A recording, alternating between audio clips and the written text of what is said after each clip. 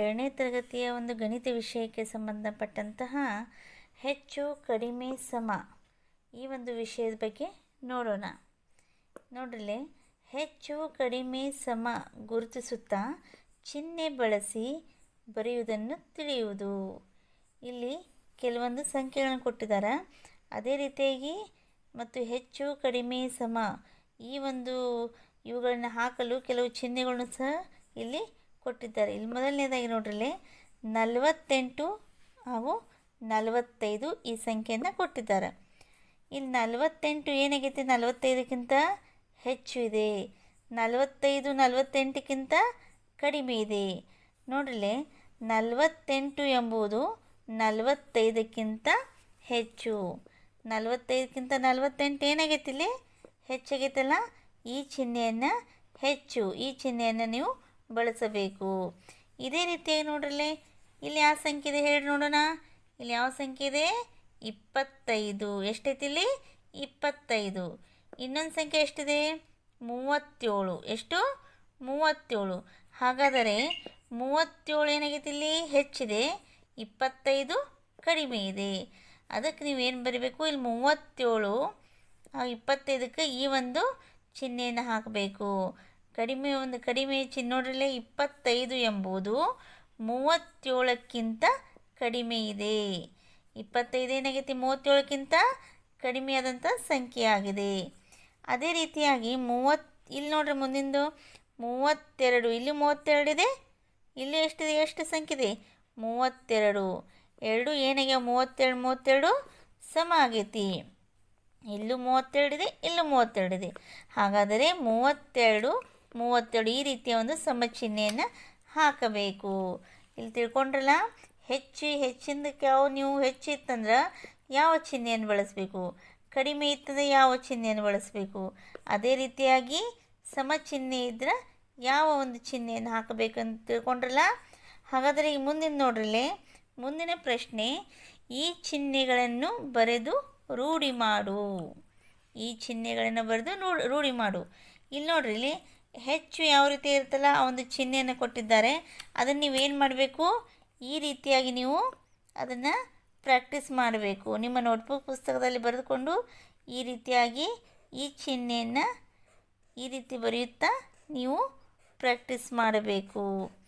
ಅದೇ ರೀತಿಯಾಗಿ ನೋಡ್ರಲ್ಲೇ, ಕಡಿಮೆ ಇತ್ತಂದರೆ ಯಾವ ಚಿಹ್ನೆಯನ್ನು ಬಳಸ್ತೀವಿ? ಈ ರೀತಿಯ ಒಂದು ಚಿಹ್ನೆಯನ್ನು ಬಳಸ್ತೀವಿ. ಇದನ್ನು ನೀವು ಏನು ಮಾಡಬೇಕು, ಈ ರೀತಿ ಬರೆದುಕೊಂಡು ಪ್ರಾಕ್ಟೀಸ್ ಮಾಡಬೇಕು. ಅದೇ ರೀತಿ ಎರಡೂ ಕಡೆ ಸಮ ಇತ್ತಂದ ಸಂಖ್ಯೆ ಈ ಒಂದು ಸಮ ಚಿಹ್ನೆಯನ್ನು ಬಳಸಬೇಕು.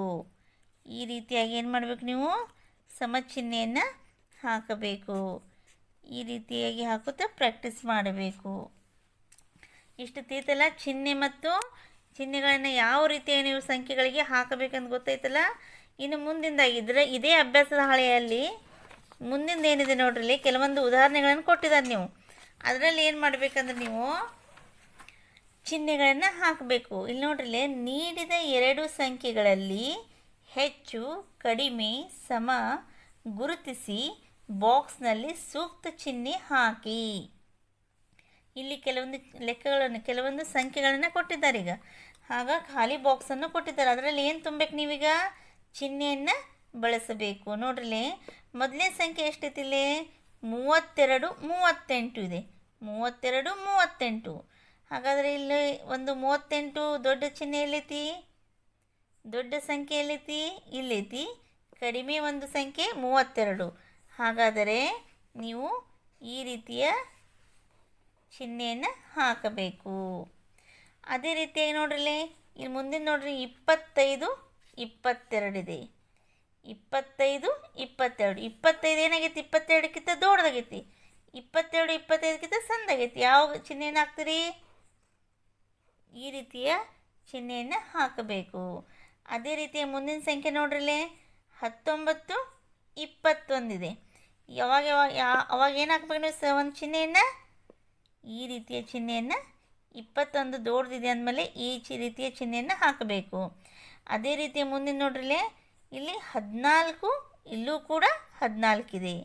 ಇಲ್ಲಿ ಯಾವ ಚಿಹ್ನೆಯನ್ನು ಬಳಸಬೇಕು? ಸಮ ಚಿಹ್ನೆ. ಯಾಕೆ ಹೇಳ್ರಿ? ಎರಡೂ ಕಡೆ ಸಮ ಇದೆ ಸಂಖ್ಯೆ, ಸಮ ಚಿಹ್ನೆಯನ್ನು ಬಳಸಬೇಕು. ಈ ಮುಂದಿನ ನೋಡ್ರಿ 43 ಮತ್ತು 38 ಇದೆ.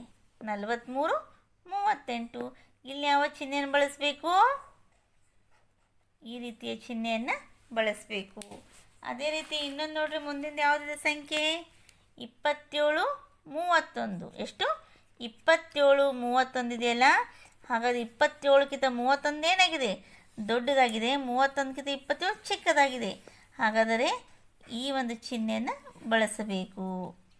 ಅದೇ ರೀತಿ ಮುಂದಿನ ನೋಡ್ರಿಲೆ 33, ಇಲ್ಲೂ 33 ಇದೆ, ಇಲ್ಲೂ 33 ಸಂಖ್ಯೆ ಇದೆ. ಹಾಗಾದರೆ ಯಾವ ಚಿಹ್ನೆಯನ್ನು ಬಳಸಬೇಕು? ಸಮ ಚಿಹ್ನೆಯನ್ನು ಬಳಸಬೇಕು. ಸಮ ಚಿಹ್ನೆಯನ್ನು ಹಾಕಬೇಕು. ಇಲ್ಲಿ ನೋಡ್ರಿ 42, ಇಲ್ಲಿ ಎಷ್ಟು ಸಂಖ್ಯೆ ಇದೆ ಹೇಳಿ ನೋಡೋಣ? 36. ಹಾಗಾದರೆ ಇಲ್ಲಿ ಈ ಒಂದು ಚಿಹ್ನೆಯನ್ನು ಬಳಸಬೇಕು. 42 ದೊಡ್ಡದಿದೆಯಲ್ಲ, ಈ ಚಿಹ್ನೆಯನ್ನು ಬಳಸಬೇಕು. ಅದೇ ರೀತಿಯಾಗಿ ಮುಂದಿನ ನೋಡ್ರಿ, ಇಲ್ಲಿ 32, ಇಲ್ಲೂ ಕೂಡ 32 ಇದೆ. ಇಲ್ಲಿ ಯಾವ ಚಿಹ್ನೆಯನ್ನು ಹಾಕ್ಬೇಕು ಹೇಳಿ ನೋಡೋಣ ನೀವು? ಯಾವ ಚಿಹ್ನೆ? ಸಮ ಚಿಹ್ನೆ. ಯಾವ ಚಿಹ್ನೆ? ಸಮ ಚಿಹ್ನೆ. ಈ ರೀತಿಯಾಗಿ ಇವು 3 ಒಂದು ಲೆಕ್ಕಗಳನ್ನು ನೀವೇ ನಿಮ್ಮ ಮನೆಯಲ್ಲಿ ಏನು ಮಾಡಬೇಕು?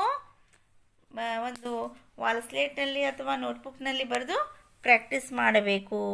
ಇದು 7ನೇ ತರಗತಿಯವರು ಮಾತ್ರ ಮಾಡೋದಲ್ಲ, 1 ಮತ್ತು 2, 3 ತರಗತಿಗಳು ಕೂಡ ಇವುಗಳನ್ನು ಬರೆದುಕೊಂಡು ದಿನಾಲೂ ಪ್ರಾಕ್ಟೀಸ್ ಮಾಡಬೇಕು. ಧನ್ಯವಾದಗಳು.